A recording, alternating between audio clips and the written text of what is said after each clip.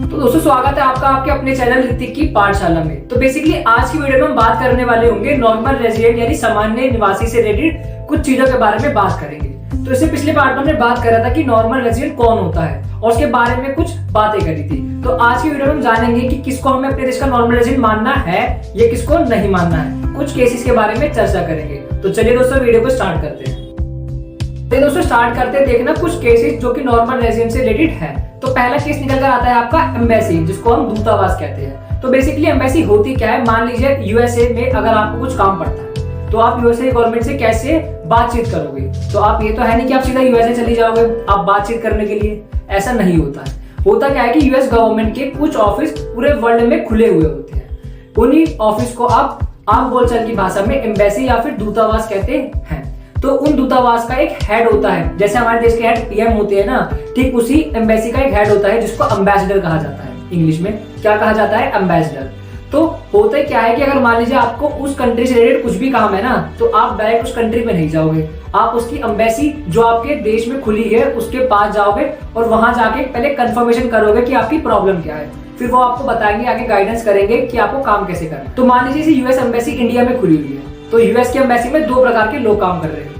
एक होंगे जो यूएसए के लोग होंगे जो यूएसए से आकर इंडिया में रह रहे होंगे, और एक लोग होंगे जो इंडिया में रह रहे होंगे और यूएस एम्बेसी के लिए काम कर रहे होंगे।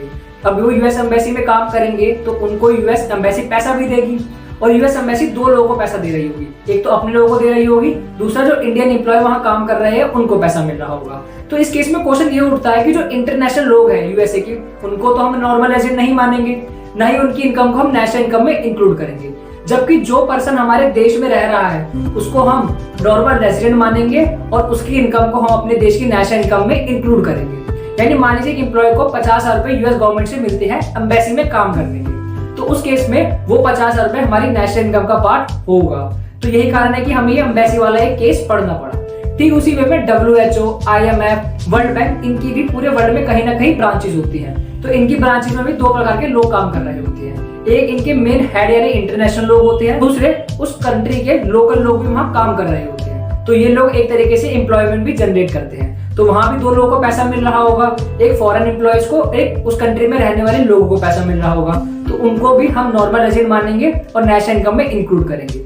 मान लीजिए इंडिया की एम्बेसी है जो यूएसए में, अब यूएसए में है तो यानी यूएसए के लोग भी वहां काम कर रहे होंगे और कुछ इंडियन लोग भी काम कर रहे होंगे। तो इंडियन लोगों को जो इंडियन गवर्नमेंट पैसा दे रही है ना, वो हम अपनी नेशनल इनकम में इंक्लूड करेंगे। जबकि यूएसए के जो पर्सन को इंडियन गवर्नमेंट पैसा दे रही है एम्बेसी में सर्विस करने का, उसको हम नेशनल इनकम में इंक्लूड नहीं करेंगे। ठीक उसी वे में अगर WHO के कुछ हेड ऑफिस इंडिया में खुले हुए हैं तो वहां भी दो प्रकार के लोग काम कर रहे होंगे, कुछ इंटरनेशनल लोग होंगे और कुछ इंडियन एम्प्लॉयज होंगे।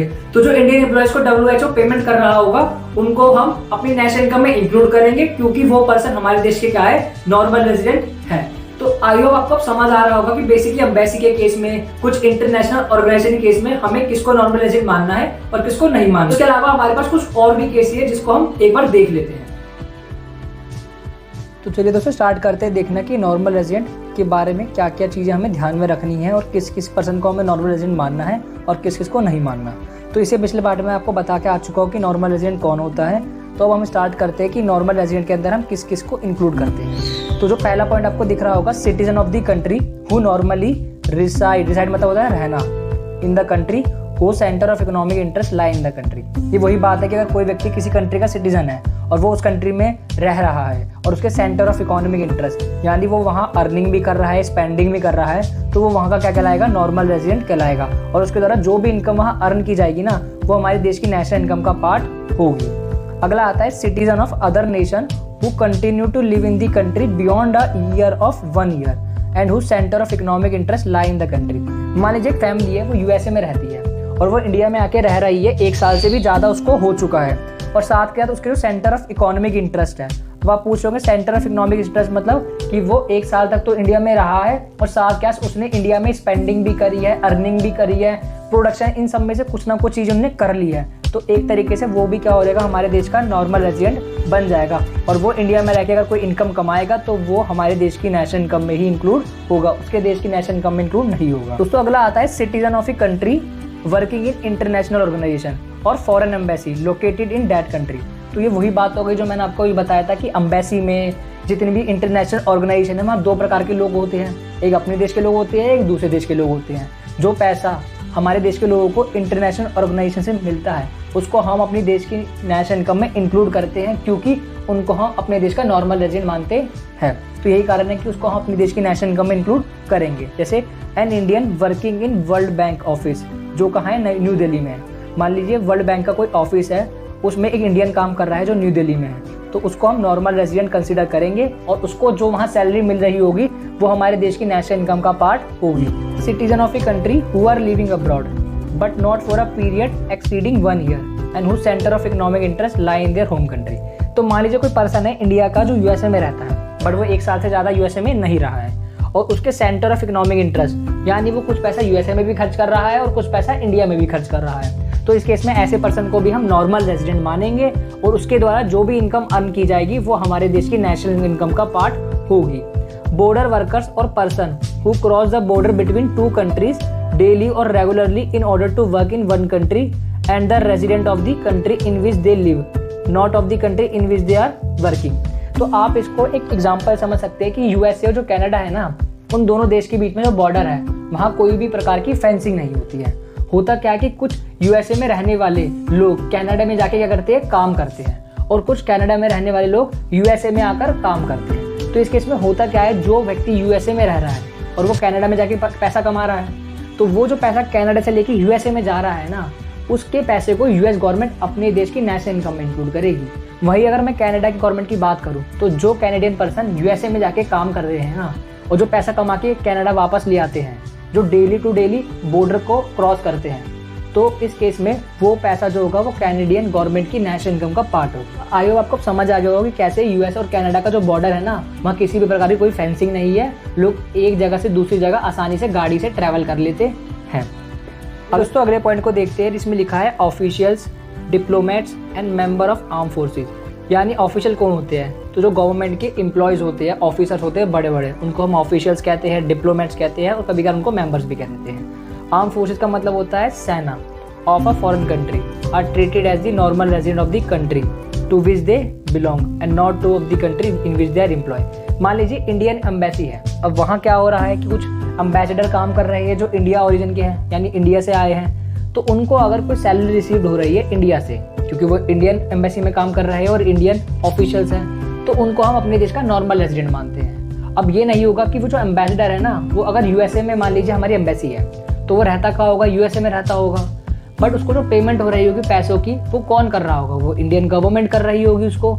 तो इस केस में ना उस पर्सन को हम अपने देश का यानी इंडिया का नॉर्मल रेजिडेंट मानेंगे और उसको जो सैलरी हम पे कर रहे हैं ना, उसको हम अपने देश की नेशनल इनकम में इंक्लूड करेंगे, ना कि वो देश इंक्लूड करेगा जहाँ पर वो रह रहा है। जैसे वो यूएसए में रह रहा है तो यूएस का वो यूएस गवर्नमेंट उसको अपने देश की नेशनल इनकम में इंक्लूड नहीं करेगी, इंडियन गवर्नमेंट ही उसको अपने देश की नेशनल इनकम में इंक्लूड करेगी। अब इंडियन एम्बेसी है तो वहाँ कुछ इंडियन फोर्सेस के लोग भी क्या करते हैं, अपनी सिक्योरिटी प्रोवाइड कराते हैं इंडियन एम्बेसी में। आपको याद रखना है कि जो एम्बेसी होती है ना, वो वर्ल्ड की सबसे ज़्यादा सेफेस्ट प्लेस होती है। कभी भी अगर कोई अटैक होते हैं ना, तो एम्बेसी तक इतनी जल्दी अटैक नहीं हो सकता है, क्योंकि एम्बेसी का अटैक करना यानी उस देश पर अटैक करने के बराबर होता है। तो ये कारण होता है कि एम्बेसी किसी भी देश में सबसे ज़्यादा एक सेफ प्लेस होती है। होता क्या है कि मान लीजिए इंडियन एम्बेसी अगर जापान में है, तो इंडियन आर्मी यानी जो हमारी इंडियन आर्मी है वो वहाँ इंडियन एम्बेसी की सिक्योरिटी कर रही होगी, यानी उसके आसपास के एरिया में इंडियन आर्मी डिप्लॉय होगी। तो इंडियन आर्मी डिप्लॉय होगी तो उसको पैसा भी इंडियन गवर्नमेंट दे रही होगी, तो उनको जो सैलरी रिसीव्ड हो रही होगी वो हमारे देश की नेशनल इनकम का पार्ट होगी, ना कि जापान की नेशनल इनकम का पार्ट होगी। तो दोस्तों आयो आपको समझ आए होंगे 6 केस कौन कौन से थे जिसमें हमने बात करा कि कब हमें नॉर्मल रेजिडेंट मानना है और इनको अपने देश की इनकम में इंक्लूड करना भी है या नहीं। अब हम कुछ देखते हैं केसेस जिसमें normal resident of a country do not include, यानी कब हमें नॉर्मल रेजिडेंट अपने देश की कंट्री का किसी पर्सन को नहीं मानना है, उसके बारे में एक बार चर्चा कर लेते हैं। तो दोस्तों मैंने आपको जब नॉर्मल रेजिडेंट पढ़ा रहा था तो मैंने आपको एक कंडीशन बताई थी कि अगर कोई व्यक्ति इंडिया में 1 साल से ज़्यादा रह रहा है और साथ क्या उसके centre of economic interest India में लाई करते हैं, तो वो व्यक्ति हमारे देश का नॉर्मल रेजिडेंट सामान्य निवासी कहलाता है। बट उसमें एक चीज़ एक्सेप्शन थी। एक्सेप्शन मतलब क्या होता है कि अगर वो पर्सन इंडिया में एजुकेशन के लिए आया हो, मेडिकल ट्रीटमेंट के लिए आया हो या फिर ट्रैवलिंग ऐसी चीज़ों के लिए अगर इंडिया में रहा हो, तो उसके इस पर्सन को भी हम अपने देश का नॉर्मल रेजिडेंट नहीं मानते। आपको इस बात का ध्यान रखना है। The foreigner who visit a country for travelling, recreation holiday, medical treatment, studies, conference, sports. अगर इसके लिए कोई पर्सन इंडिया में आ रहा है तो वो हमारे देश का नॉर्मल रेजिडेंट नहीं होता है। जैसे अब हमारे इंडिया में IPL होते हैं, तो बाहर से फॉरेनर क्रिकेटर आते हैं, इंडिया में रहते हैं, पैसे कमाते हैं और ले जाते हैं। तो इस केस में जो वो इनकम कमा रहे हैं ना, उसको हम अपने देश की नेशनल इनकम में इंक्लूड नहीं करते हैं। वो वही देश इंक्लूड करेगा जहाँ के वो रहने वाले हैं, क्योंकि एक तो वो 1 साल से ज़्यादा इंडिया में नहीं रहे हैं, और दूसरा वो इंडिया में आए थे किसी पर्टिकुलर मोटिव के लिए। उनका वो मोटिव पूरा हो गया है तो वो चले गए पैसे कमाकर, तो वो हमारे देश के जब नॉर्मल रेजिडेंट नहीं होंगे तो उनको जो इनकम कमाए होगी उन्होंने IPL में, उसको भी हम अपने देश की नेशनल इनकम का पार्ट नहीं मानते हैं। अगला आता है the official diplomat and member of arm forces of a foreign country posted in the country. Like जैसे हमारी इंडियन एम्बेसी दूसरे कंट्री में है, ऐसी दूसरे कंट्री की एम्बेसी हमारे इंडिया में भी होगी। इंडिया में USA की भी एम्बेसी है, जापान की भी है, पाकिस्तान की भी है, चाइना की, सबकी एम्बेसी इंडिया में है। तो अगर उस एम्बेसी में कुछ फॉरेनर उस कंट्री के लोग भी काम कर रहे होंगे, तो उन कंट्री के जब वो लोग काम कर रहे होंगे तो उनको पैसा भी मिल रहा होगा। तो उनको जो पैसा मिल रहा होगा ना, वो उनके देश की नेशनल इनकम का पार्ट होगा। बट अगर कोई इंडियन एम्प्लॉय वहाँ काम कर रहा होगा तो उसको जो पैसा मिल रहा होगा वो हमारे देश की नेशनल इनकम में ऐड किया जाएगा। आपको इसका बात का ध्यान रखना है। International organisation located in the country, ये वही बात हो गई कि इंटरनेशनल ऑर्गेनाइजेशन में 2 प्रकार के लोग होते हैं, एक अपने यहाँ के लोग होंगे और एक इंटरनेशनल लोग होंगे। जो इंटरनेशनल लोग होंगे उनको हम नॉर्मल रेजिडेंट नहीं मानेंगे, जो अपने देश के होंगे उनको नॉर्मल रेजिडेंट मानेंगे। तो उनको जो सैलरी रिसीव्ड होगी वो हम अपनी नेशनल इनकम में इंक्लूड कर लेंगे। Crew member of foreign vessels, foreign vessel का मतलब होता है कोई शिप है जो फॉरेन किसी दूसरी कंट्री का है और वो इंडिया में आके उसके क्रू थोड़े दिन के लिए रुकते हैं, तो उनको भी हम अपने देश का नॉर्मल रेजिडेंट नहीं मानते हैं। तो उनको जो इनकम हमारे देश की इनकम का पार्ट नहीं होगी। अगला आता है foreigners who are employ of non resident enterprises. अब बहुत पूछोगे नॉन रेजिडेंट एंटरप्राइजेज क्या होती है, and who have come to the country for the purpose of installing machine in this enterprises. तो बेसिकली इसका मतलब क्या है? इसका मतलब क्या है कि मान लीजिए अगर हमने कोई टेक्नोलॉजी किसी दूसरी कंट्री से परचेज करी है, तो स्टार्टिंग में होता क्या है कि उस कंट्री के जो बड़े बड़े टेक्नोलॉजी के इंजीनियर्स होते हैं वो उस कंट्री में आते हैं और लोगों को सिखा के जाते हैं कि काम कैसे किया जाता है। तो ये काफ़ी लंबा प्रोसेस होता है, इसमें कभी कभार कुछ महीने, कभी कभार कुछ साल भी लग जाते हैं। तो जब वो पर्सन इंडिया में रहेगा तो वो कंट्री उसको पे करेगी पैसा, तो जब उसको जो पैसा मिलेगा ना वो हम अपने देश की नेशनल इनकम में इंक्लूड नहीं करेंगे। इसका मतलब ये होता है। अब ये नॉन रेजिडेंट एंटरप्राइज का मतलब क्या होता है कि वो एंटरप्राइज जो कि नॉन रेजिडेंट चला रहा हो। मान लीजिए कोई USA का पर्सन है, वो इंडिया में आके कुछ समय के लिए रहता है और यहाँ एक कंपनी खोल के चला जाता है, तो वो पर्सन इंडिया के लिए क्या होगा, एक नॉन रेजिडेंट होगा और उसके द्वारा जो कंपनी खोली जाएगी ना वो एक नॉन रेजिडेंट एंटरप्राइजेज होंगी। तो ये कारण है कि जो फॉरेनर वहाँ एम्प्लॉयज़ होंगे उस नॉन रेजिडेंट में, उसको हम अपने देश की नेशनल इनकम का पार्ट नहीं मानेंगे। लेकिन अगर उसी एंटरप्राइजेज में कुछ इंडियंस काम कर रहे होंगे ना तो वो हमारे नॉर्मल रेजिडेंट कहलाएंगे और उनको हम अपने देश की नेशनल इनकम का पार्ट भी मानेंगे। आई होप आपको पूरी तरीके से क्लियर हो चुका होगा कि किसको नॉर्मल रेजिडेंट मानना है और किसको नहीं मानना, और किसको इंक्लूड करना है और किसको इंक्लूड नहीं करना है। दोस्तों आई होप आपको समझ आ गया होगा बेसिकली कि नॉर्मल रेजिडेंट में हमें किसे इंक्लूड करना है और किसको नहीं करना है। दोस्तों अगर आपको वीडियो अच्छी लगी हो तो वीडियो को लाइक करें और चैनल पे नए हो तो चैनल को सब्सक्राइब करना ना भूलें। मिलते हैं आपसे अपनी अगली वीडियो में, जब तक के लिए सीखते रहिए और सिखाते रहिए।